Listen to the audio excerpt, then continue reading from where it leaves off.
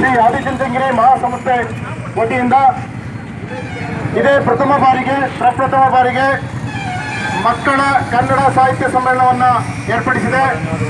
ಹಾಸನದ ಆದಿಚುಂಚನಗಿರಿ ಶಾಲಾ ಆವರಣದಲ್ಲಿ ಪರಮಪೂಜನೀಯ ಜಗದ್ಗುರು ಡಾಕ್ಟರ್ ಶ್ರೀ ಶ್ರೀ ನಿರ್ಮಲಾನಂದ ಸ್ವಾಮೀಜಿ ಹಾಗೂ ಶ್ರವಣಬೆಳಗೊಳದ ಶ್ರೀ ಶ್ರೀ ಚಾರುಕಿ ಕೀರ್ತಿ ಭಟ್ಟಾಚಾರ್ಯ ಮಹಾಸ್ವಾಮಿಗಳ ಸಮ್ಮುಖದಲ್ಲಿ ಮಕ್ಕಳ ಸಾಹಿತ್ಯ ಸಮ್ಮೇಳನವನ್ನು ಏರ್ಪಡಿಸಿದೆ.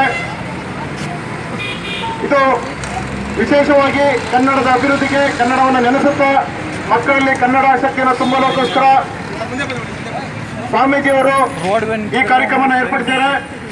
ಈ ಕಾರ್ಯಕ್ರಮಕ್ಕೆ ಮಕ್ಕಳನ್ನ ಕರೆತಂದು ಕಾರ್ಯಕ್ರಮವನ್ನು ಯಶಸ್ವಿಗೊಳಿಸಬೇಕು ಅಂತೇಳಿ ನಾವು ಮನವಿ ಮಾಡುತ್ತಾ ನಾನು 2 ಮಾತನ್ನು ಮುಗಿಸ್ತೇನೆ.